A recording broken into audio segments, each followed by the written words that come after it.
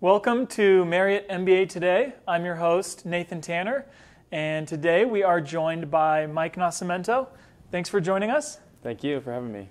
Mike is a second-year MBA student, and he has a story that is very unique and inspirational, and he actually wrote a book about it. So let's talk about that. Yeah, so I wrote a book about how everyone has an innate ability to overcome adversity. It's called Unleashing the Fighter Within. And my adversity that I talk about was from a personal experience when I was a child. I was actually hit by a drunk driver coming home from a church youth conference. I was in my parents' car, I was 14 years old, and I had 9 fractures in my back. And only 8 of those fractures healed. So I ended up with one fracture that would never heal. And it's actually, I have a broken back today. And so I had to do a 1.5 years of physical therapy, which culminated in me doing 1,300 sit-ups with a 10-pound weight on my chest. And after that, the doctors finally cleared me, and I was able to play football and run track here at BYU. Wow. So how difficult was it being, recovering from something like as tragic as that? The first time it happens, you just assume your world is over, especially when you're 14 years old and all you want to do is play sports, you want to be active. You assume that your life has ended. And so for a 14-year-old to think, especially for me, I grew up in Texas and football is everything. And so for that to end, that was huge. And I spent a lot of time just worrying about myself, worrying about my problems, feeling sorry for myself until one day I just snapped. I decided I wasn't going to take it anymore and I was going to start being positive and start overcoming whatever life gave me. Yeah. Did you think that you'd be able to play football and run track collegiately? That was actually the plan. I told my doctor, he said, you're going to have surgery and you're not going to be able to play sports again. And I said, there has to be another way. There is no way that I am not going to be able to play sports. You have to find another way because I'm going to play football for BYU. And he looked at me and he thought I was crazy because I was a 14-year-old kid, little tiny guy, weighed 125 pounds. And there was no way I was going to play football in college, but I told him I was going to do it. And so that's when the doctor that I had, Dr. Gledhill down in San Antonio, he told me, 1,300 sit-ups with a 10-pound weight would be, more than appropriate to clear me to play. It's a remarkable story.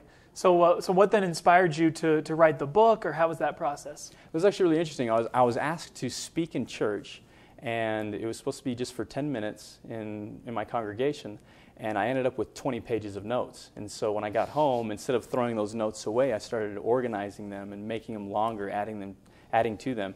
And I came away with what I ended up with chapters, and I realized I had a book on my hands. So from there, I just started revamping and just kind of carried it away from there. Yeah.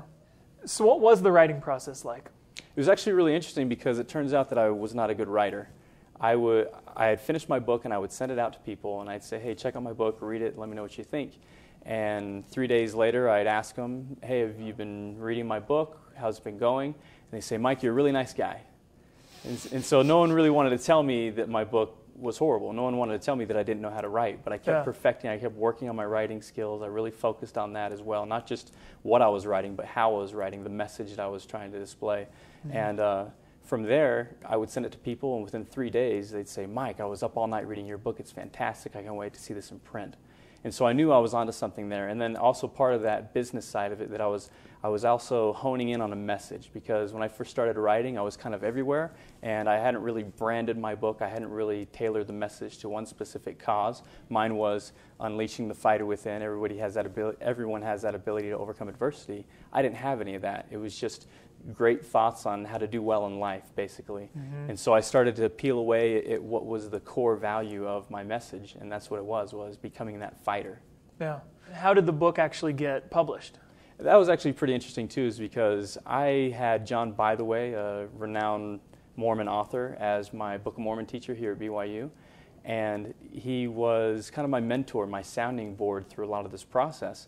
And so when I was approached by Deseret Book to be published, they wanted me to write a book about serving a mission and playing sports, but I decided that I didn't want to do that. I wanted to write the book, but this book about overcoming adversity was more important to me. That was the message that I really wanted to push.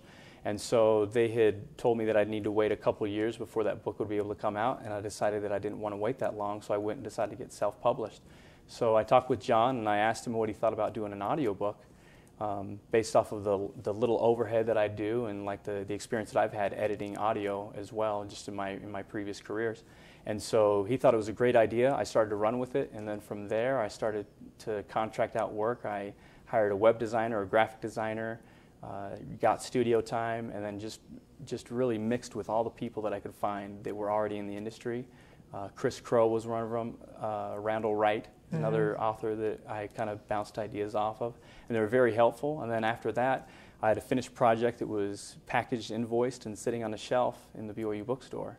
That's cool. Do you think you'd write another book? I would, but it'd probably be fiction. Gotcha. Yeah. Okay. Yeah. As we wrap up, any advice you'd give for people who may be struggling with adversity right now? Kind of what I was going with before when I was 14, that it's not over. Like, there's always something that you can do. And regardless of what you had planned life to be for yourself, there's always going to be some little wrench that takes you in a different direction. The life that I had was actually, I had started out wanting to do pre-med. I thought I was going to be a doctor, and I was on the code team working in the ER, and I realized that even though I was helping people, it wasn't really a good fit for me. But at the same time, I was publishing a book, and I loved doing the marketing. I loved doing the product management for it.